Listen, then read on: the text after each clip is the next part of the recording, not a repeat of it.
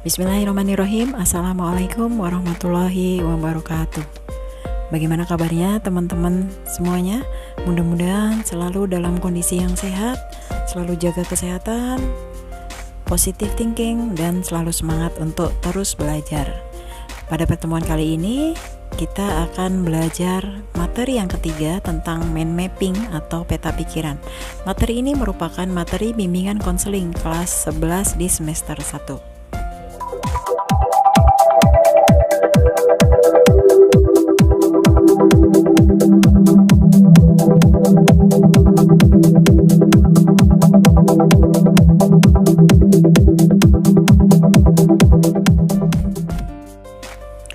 Kita akan melihat pengertian dari mind mapping.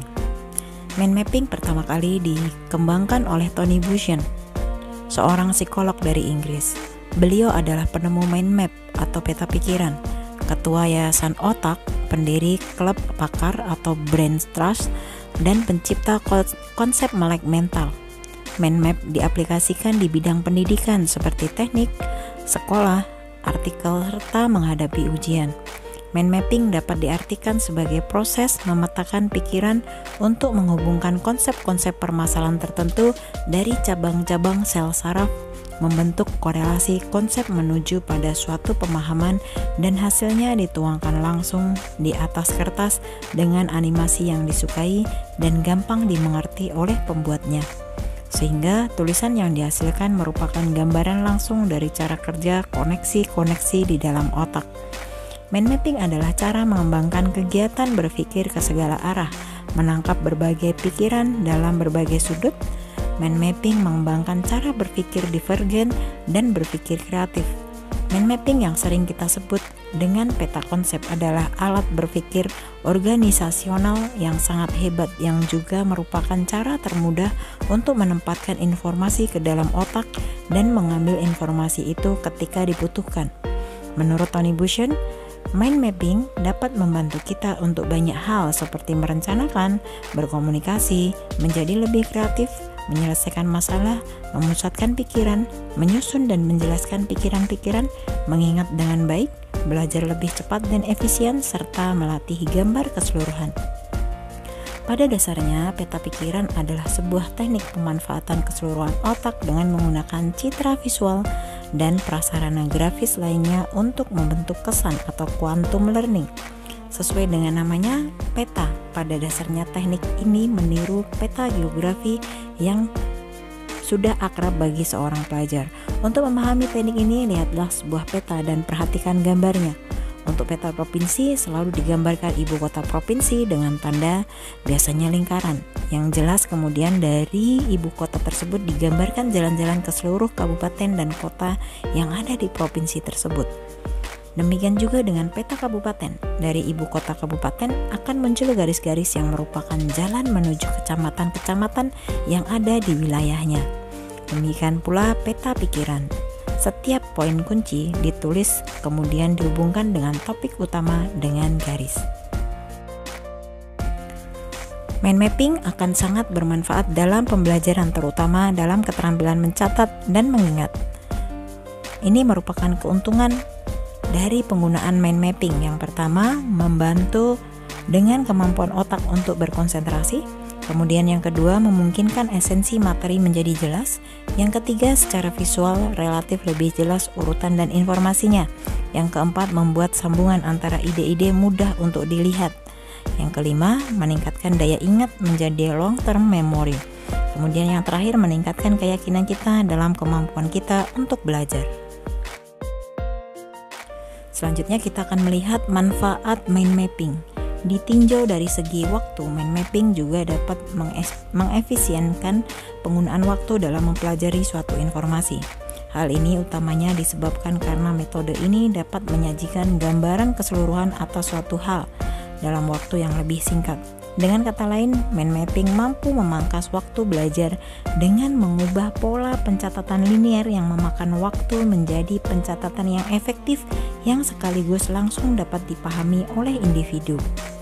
Nah, berikut ini adalah beberapa manfaat metode pencatatan menggunakan mind mapping. Di antaranya adalah yang pertama, tema utama terdefinisi secara sangat jelas karena dinyatakan di tengah. Kemudian yang kedua, level keutamaan informasi teridentifikasi secara lebih baik. Informasi yang memiliki kadar kepentingan lebih diletakkan dengan tema utama. Kemudian yang ketiga, hubungan masing-masing informasi secara mudah dapat segera dikenali. Yang keempat, lebih mudah dipahami dan diingat. Yang kelima, informasi baru setelahnya dapat segera digabungkan tanpa merusak keseluruhan struktur mind mapping sehingga mempermudah proses pengingatan. Yang keenam, masing-masing mind mapping sangat unik sehingga mempermudah proses pengingatan. Yang ketujuh, mempercepat proses pencatatan karena hanya menggunakan kata kunci. Mind map dapat digunakan untuk membantu siswa dalam memahami, mengorganisasikan dan memvisualisasikan materi dan aktivitas belajar secara kreatif dan atraktif. Nah, siswa dapat memetakan apa yang didiskusikan bersama teman-temannya. Kemudian dengan mind map, siswa dapat memetakan tentang proses dan hasil observasi yang dilakukan. Selanjutnya, siswa dapat memetakan tentang apa yang dibacanya. Kemudian siswa dapat memetakan tentang apa yang didengarnya. Lalu siswa dapat memetakan tentang apa yang harus dipresentasikan di kelas dan siswa dapat memetakan aneka aktivitas belajar lainnya, baik yang berkenaan dengan perencanaan, pelaksanaan maupun hasil belajarnya.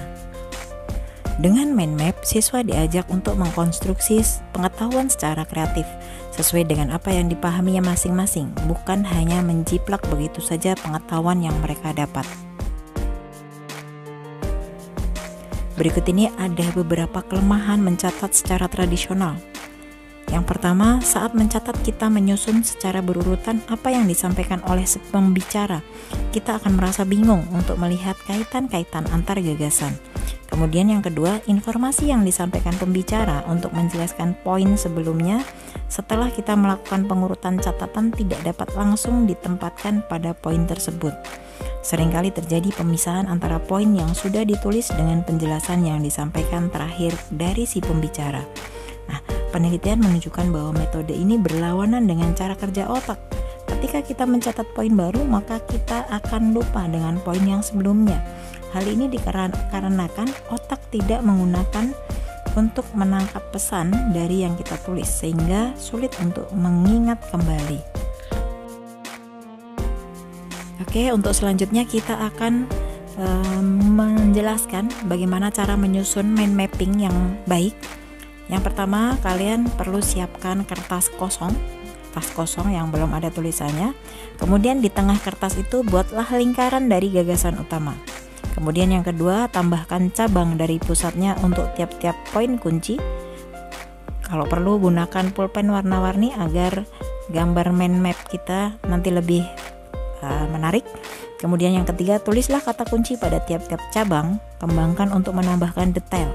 Kemudian yang keempat, tambahkan simbol dari ilustrasi. Yang kelima, gunakan huruf-huruf kapital untuk hal-hal yang penting. Kemudian yang keenam, tulislah gagasan-gagasan penting dengan huruf-huruf yang lebih besar. Yang ketujuh, hidupkanlah mind mapping kita dengan warna-warni, dengan gambar, dan lain sebagainya. Kemudian yang kedelapan, garis bawahi kata-kata itu dan gunakan huruf-huruf tebal. Yang kesembilan, bersikap kreatif dan berani. Yang kesepuluh, gunakan bentuk acak untuk menunjukkan poin atau gagasan. Kemudian yang terakhir, buatlah mind mapping secara horizontal. Dengan gambaran tentang peta geografis tadi, kita bisa memetakan informasi-informasi penting dari buku, makalah, kuliah, atau yang lainnya hanya dalam satu lembar halaman kertas. Inilah salah satu kelebihan dari peta pikiran. Peta pikiran tidak hanya terdiri dari satu atau dua bentuk.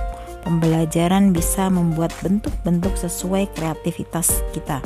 Berikut ini bentuk pola yang dapat digunakan. Ya, ini contoh-contoh polanya.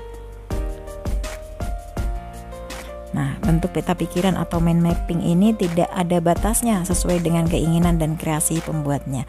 Peta pikiran ini dapat juga dibuat tanpa membuat lingkaran untuk setiap kata kunci. Oke teman-teman semua, ini tadi materi tentang mind mapping, manfaatnya dan bagaimana cara membuatnya, serta keuntungan kita menggunakan mind mapping. Mudah-mudahan kita bisa memanfaatkan mind mapping ini ke dalam proses belajar mengajar kita. Nah, terima kasih telah menonton video ini. Mudah-mudahan video ini bermanfaat untuk kita semua. Kita ketemu lagi di video-video berikutnya. Wassalamualaikum warahmatullahi wabarakatuh.